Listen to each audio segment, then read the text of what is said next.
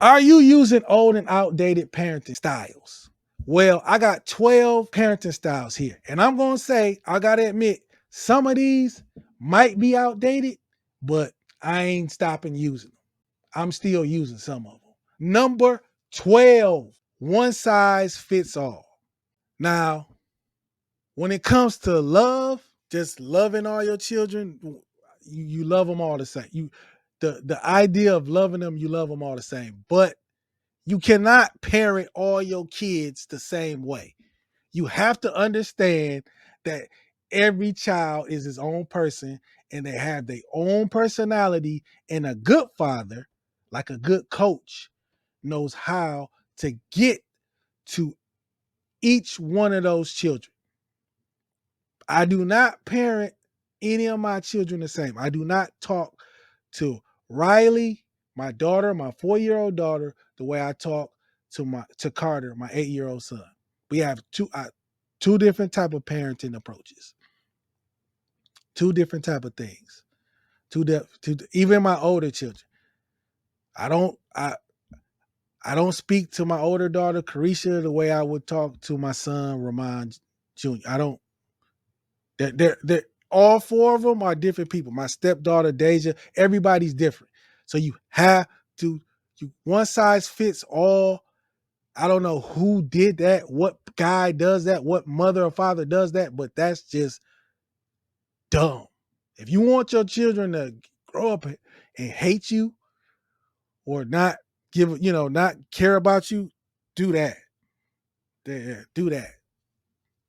That'll get you there real quick. Number 11, laissez-faire. I don't really use this word, but that's the term that describes this type of parenting approach. When a person, the child has little guidance, has very little boundaries. It's just like, everything's all good, everything's all good. They'll correct themselves. That kid at the park that's just doing whatever, not listening to his mother, not listening to his father, just no.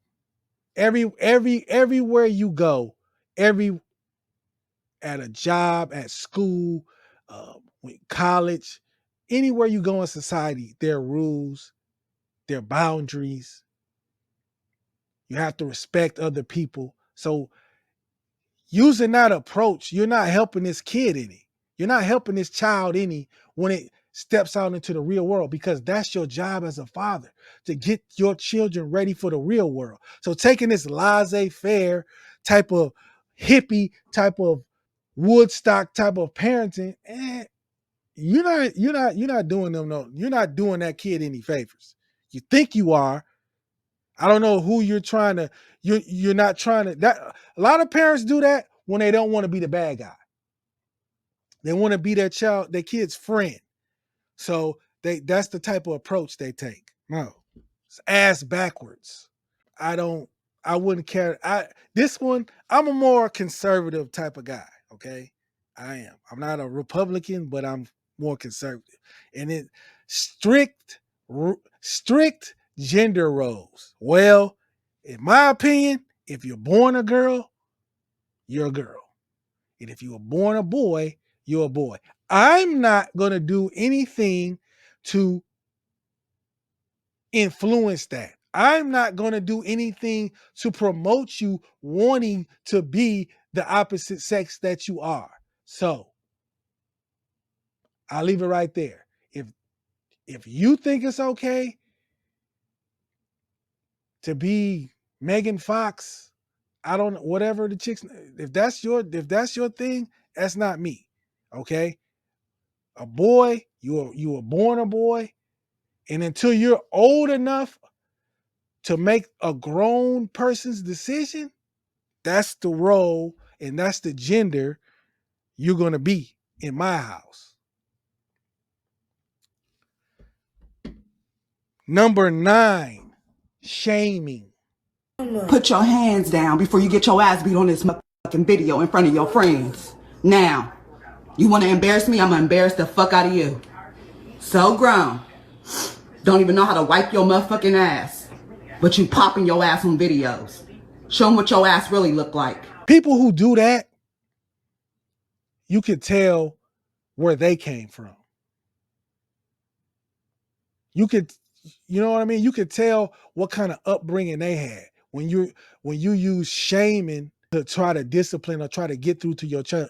Look, telling your kids the real, like, look, you're really not that good at this. I see other things that you're good at. So let's focus on that. Let's try to focus on that. Let's focus on that. Because that's what life's all about. Finding your lane. It's okay that you're not good at baseball, but you good at soccer, or you're a good hockey player, but you can't hit the fastball. It's okay. But you're a good hockey player. Play hockey. But shaming them and trying to use that as motivation, it never works. It doesn't work with adults. So how the hell you think it's going to work with children? Because I said so. Some people have a problem with this. Some people say it's outdated. I tend to disagree because sometimes you just got to put your foot down and say, no. Why, Dad? Because I said so. I'm tired of explaining. It might be outdated. But at sometimes it's needed. If you a parent, if you a real father, if you there every day, if you there, you know what I'm talking about. Sometimes you got to say, look, no. Why? Because I said so. So it might be outdated. Overemphasizing. Like making something way too important. Like your grades. Someone's grades or their academic achievements. That's all you're focused on. That's it. You have it. Those type of parents and those children, you don't teach them nothing else. There's a life outside of school. You want to teach your children how to survive in the real world. Yes, getting an education is important. Learning is important. Finding something you can do so you can take care of yourself as a young man, as a young lady is important. But overemphasizing something, making something like a life or death thing, or you're just doing too much, stressing your kid out. You see it all like these moms with the cheerleading or the gymnastics and the sports, or these fathers with the grades. You got to bring home straight A's. You can't get a B plus. Come on, man. Come on, man. Yeah, hard work is important. Having grit and determination is important.